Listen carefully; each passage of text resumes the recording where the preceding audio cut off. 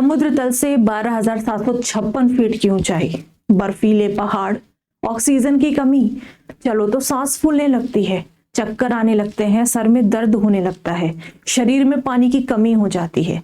खतरनाक मार्ग। कल्पना कीजिए, हजारों श्रद्धालु कई दिनों की कठिन यात्रा करने के बाद अमरनाथ गुफा पहुंचे, लेकिन वहां पहुंचकर पता चला कि बाबा बर्फानी का प्राकृतिक शिवलिंग तो पहले ही पिघल चुका है। आखिर ऐसा क्यों हुआ? इसके पीछे कौन जिम्मेदार है? आइए जानने का प्रयास करते हैं। नमस्कार दोस्तों, मैं निधि सिंह स्वागत करती हूं आप सभी का लक्ष्य ऑफिशियल इनसाइट पर। कि आप सभी ने सुना ही होगा, एक खबर इस समय सुर्खियां बनी हुई है। खबर यह है कि अमरनाथ का जो शिवलिंग है वो केवल और केवल 5 दिन में पिघल गया।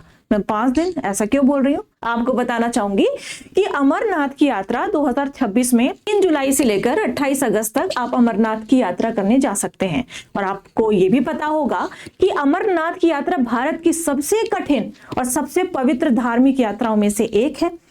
हजारों नहीं कहूंगी, लाखों की संख्या में हर साल श्रद्धालु यहाँ पर जाते हैं। यहाँ पर विशेष क्या है? विशेष है यहाँ पर प्राकृतिक रूप से बर्फ से बना हुआ एक शिवलिंग, जो अपने आप में बहुत ज्यादा पवित्र माना जाता है और लोगों की आस्था का प्रतीक है। लोगों का ऐसा मानना है कि यहाँ पर भगवान शिव ने अपने अमरत्व का रहस्य माता पार्वती को बताया था, इसीलिए इस जगह का महत्व और भी ज्यादा बढ़ जाता है।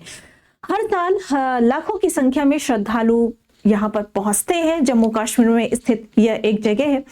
3 जुलाई से यात्रा शुरू तो हुई, लेकिन महज 5 दिन में बर्फ से बना ये शिवलिंग क्यों पिघल गया?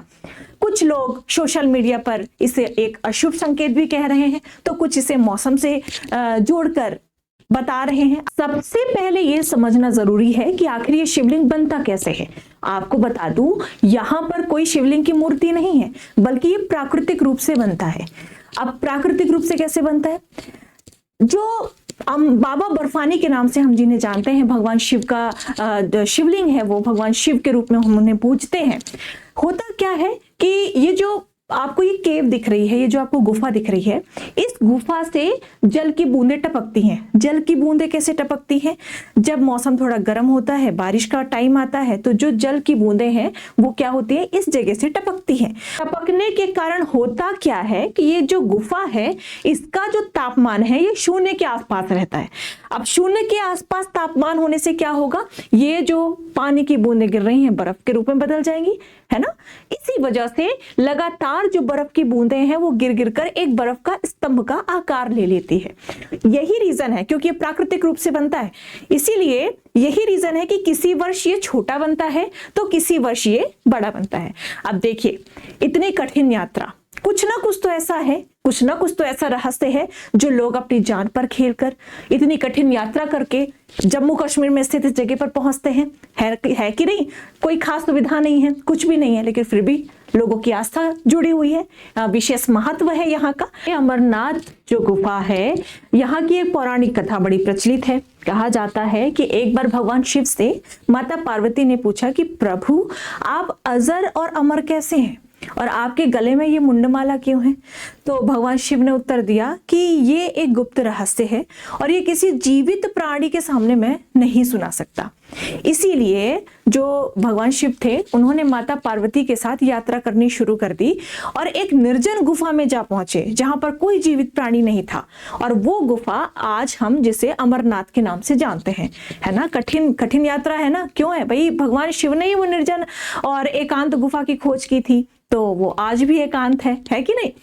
और कहा जाता है कि क्योंकि उनका ऐसा मानना था कि गुप्त रहस्य है, किसी के सामने बताना नहीं है, इसीलिए उन्होंने रास्ते में शेषनाग, उनके गले में जो शेषनाग रहता था, शेषनाग को शेषनाग झील, आपने नाम सुना होगा, जम्मू कश्मीर में है, वहां पर छोड़ दिया।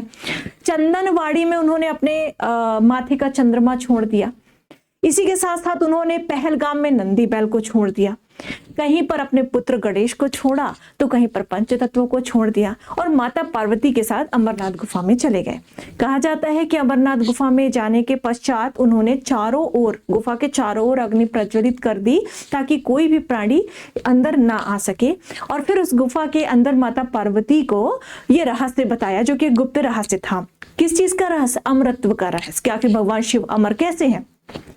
एक लोक कथा और कहती है कि जिस समय भगवान शिव ये कथा माता पार्वती को सुना रहे थे, उस वक्त उस गुफा में कबूतर के 2 अंडे थे और उन अंडों ने पूरी कथा ये सुन ली और अमर हो गए।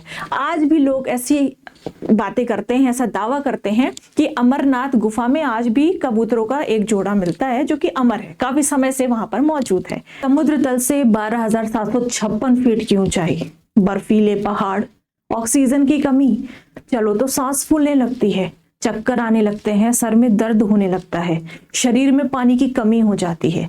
खतरनाक मार्ग, अगर आप पैदल यात्रा करोगे, पहलगाम मार्ग से यदि यात्रा करते हो तो लगभग 46 से 48 किलोमीटर लंबा एक सफर आपको पैदल तय करना पड़ता है। इन सब के बावजूद, इन सबको किनारे रखे हर साल लाखों श्रद्धालु बाबा बर्फानी के दर्शन करने अमरनाथ पहुंचते हैं। आंकड़े बताते हैं कि वर्ष 2025 में 3.5 लाख से भी ज्यादा श्रद्धालुओं ने अमरनाथ बाबा बर्फानी के दर्शन किए थे। यदि हम सर्वोच्च आंकड़े की बात करें तो वर्ष 2011 ने तो रिकॉर्ड तोड़ दिया था। 6 लाख से भी ज्यादा श्रद्धालुओं ने अमरनाथ गुफा के दर्शन किए थे। 2026 में भी कुछ ऐसा ही हाल है। भले ही बर्फ पिघल गई है, लेकिन भगवान शिव तो हैं, भगवान शिव तो कड़कड़ में हैं।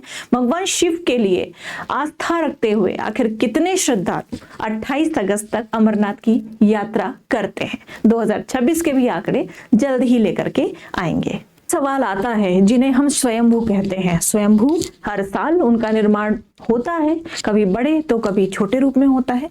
आखिरकार इतनी जल्दी क्यों पिघल गए, क्या रीजन है? तो इसके 3 कारण मुझे जहां तक समझ में आते हैं। पहला कारण मौसम में परिवर्तन, दूसरा कारण लगातार बढ़ता हुआ तापमान, तीसरा कारण मानवीय गतिविधियां, और एक जो सबसे अहम कारण मुझे समझ में आता है वो है हर साल लाखों की संख्या में श्रद्धालुओं का आना। लाखों की भीड़ उमड़ेगी तो आखिरकार तापमान तो बढ़ेगा, तापमान बढ़ेगा तो कुछ ना कुछ हमें परिवर्तन तो देखने को मिलेगा ही। लोगों की लगातार जो संख्या है वो बढ़ती जा रही है। हर साल लाखों की संख्या में श्रद्धालु आ रहे हैं, इस साल भी कुछ ऐसा ही हुआ। इसके अलावा मानवीय एक प्राकृतिक स्थल में हम यदि छेड़छाड़ करने लगेंगे तो हमें उसका परिणाम तो भुगतना ही पड़ेगा। इस कठिन और दुर्गम मार्ग को सुलभ बनाने के लिए लगातार प्रयत्न किए जा रहे हैं।